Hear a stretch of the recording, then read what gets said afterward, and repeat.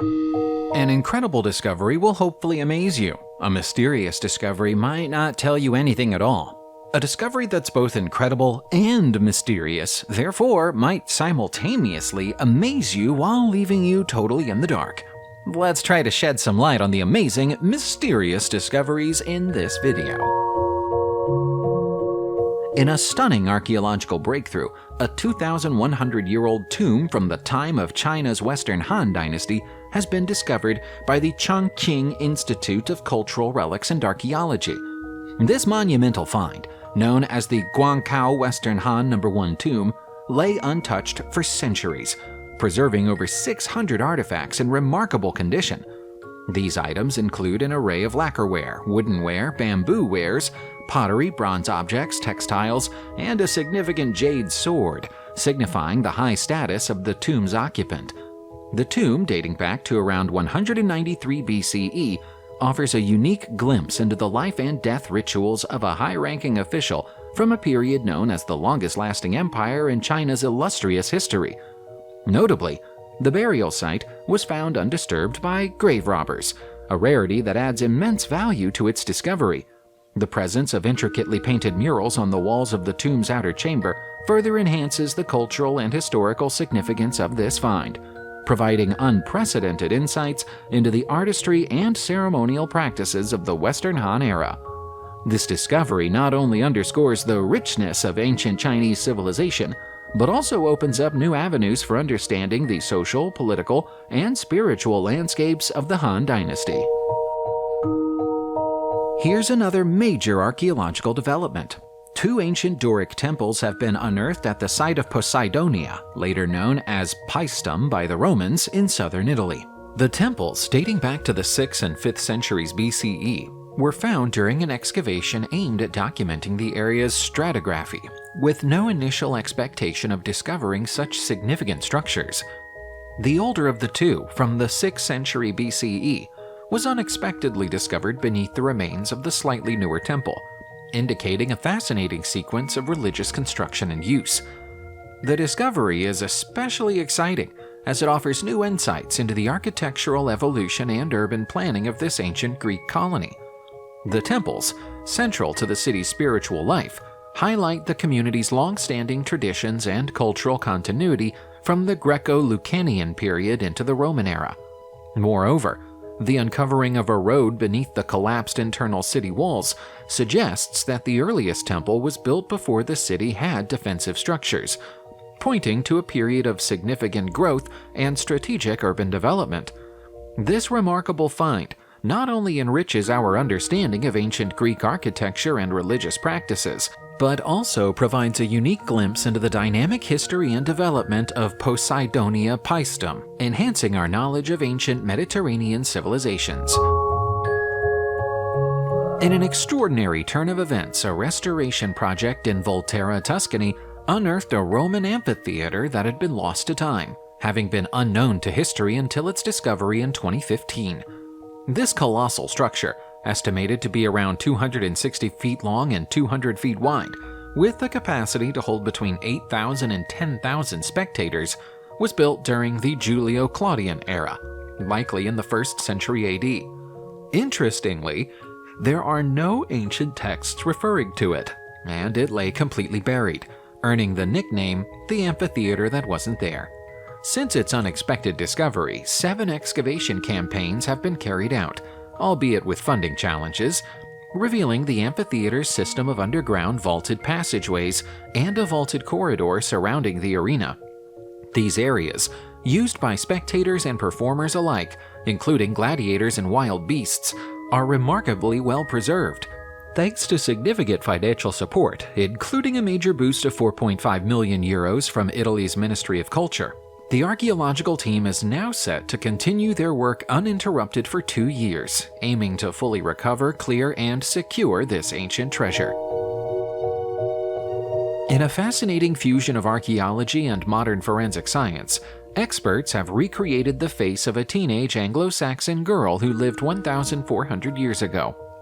Discovered in 2012 at Trumpington Meadows near Cambridge, England, the 16-year-old girl's remains were found in a rare bed burial, indicative of her high status, likely among the country's first Christians.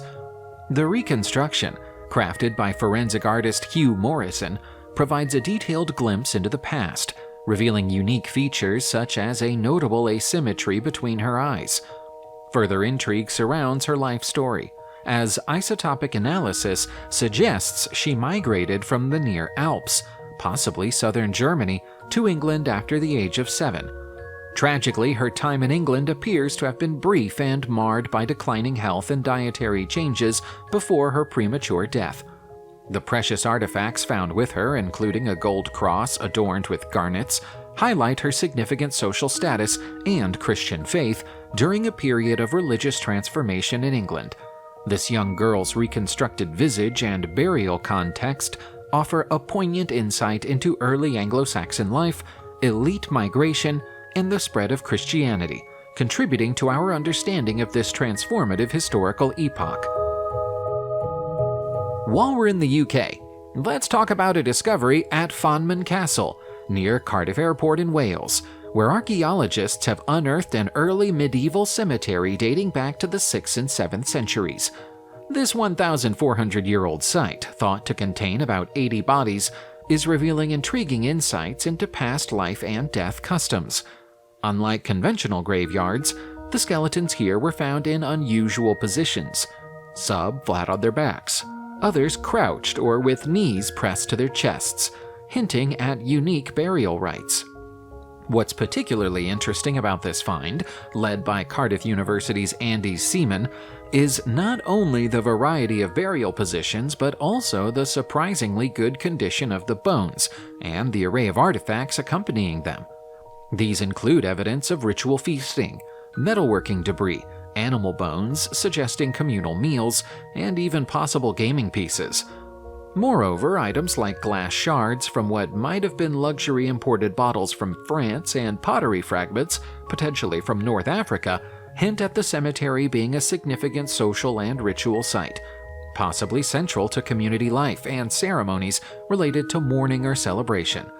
This discovery offers a rare glimpse into the customs and daily lives of people from over a millennium ago in Wales, challenging our perceptions of how ancient communities interacted with their dead. In a remarkable archaeological find in Halmstad, Sweden, experts have unearthed the remains of a medieval man believed to have been of high nobility during the 15th or early 16th century. Standing at an impressive 6 feet 3 inches tall, the man was found with a well-preserved 4-foot-long sword, an artifact suggesting his significant status within society. This discovery, made at the historical site of the late medieval convent Sancta Anna's Church, indicates that the man may have been a nobleman with considerable power and influence, possibly linked to the Kalmar Union, a political entity uniting Sweden, Denmark, and Norway during that era. The sword, a rare and esteemed burial accompaniment, features inlaid crosses on the blade, hinting at the owner's distinguished position. The site's significance is underlined by its history. It functioned from 1494 until around 1530, before its destruction during the Protestant Reformation. This excavation not only sheds light on the individual's high societal standing, but also enriches our understanding of the region's noble class and their burial customs. The intriguing hypothesis proposed by archaeologists suggests that this man could have been a key supporter of the king ruling over the unified regions, potentially owning land in both Sweden and Denmark. At the Apollon Smintheus Sanctuary in Gulpınar, western Turkey, archaeologists have made an exciting discovery: a Roman-era tomb believed to be around 2,000 years old.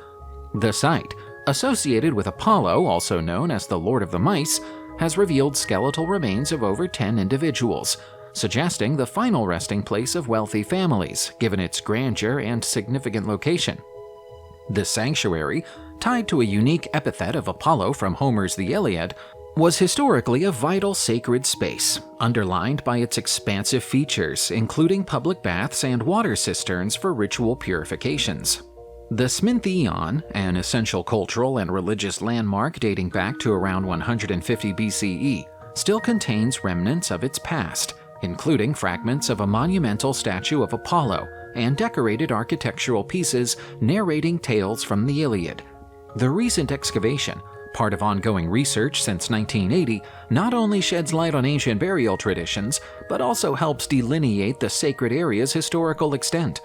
This discovery enriches our understanding of Roman and pre-Roman cultural practices in this region, reflecting the intricate interweaving of mythology, religion, and daily life in ancient times. In a striking discovery from the ancient city of Pompeii, archaeologists have unearthed an erotic Roman fresco depicting the Greek myth of Leda and the Swan. This fascinating find, believed to have adorned the bedroom of a wealthy house near the city center, illustrates the story where Zeus, transformed into a swan, engages with Leda, the queen of Sparta. This mythological encounter, revered for its significant outcomes in classical mythology, resulted in the birth of key figures such as Helen of Troy and Clytemnestra from two eggs. The fresco, located on Via del Vesuvio in Pompeii's Reggio 5 area, adds to the rich tapestry of artworks capturing this potent story, which has inspired numerous Renaissance artists like Leonardo da Vinci, Michelangelo, and Tintoretto. Despite the original pieces by Leonardo and Michelangelo being lost to history, their influence continues, underscoring the myth's enduring appeal across centuries. Furthermore, this discovery, sitting near the entrance of a grand villa, highlights Pompeii's cultural wealth and its inhabitants' fascination with Greek myths, immortalizing the artistic and literary legacy of Leda's story, which continues to captivate and inspire. In an intriguing find at the Oxburgh estate in Norfolk, a metal detectorist working with the National Trust has uncovered a medieval Christmas token, shedding light on festive traditions of the late Middle Ages in England. Dating from between 1470 and 1560, this token, likely distributed by a boy bishop during St. Nicholas Day processions, highlights a unique custom where a choir boy, donned in bishop's regalia, led services and parades to collect church donations. These tokens, made of lead and resembling coinage, were not legal tender, but could be exchanged for food during the festive season from December 6 to December 28. The well-preserved token, discovered as part of a parkland restoration project, carries a significant historical narrative, connecting the small village of Oxborough with the grandeur of Bury St Edmunds Abbey, one of England's most affluent monasteries at the time. This discovery not only illustrates the cultural richness accessible even to the medieval lower classes, but also reflects the colorful Christmas celebrations that centered around children, aligning with St. Nicholas's patronage.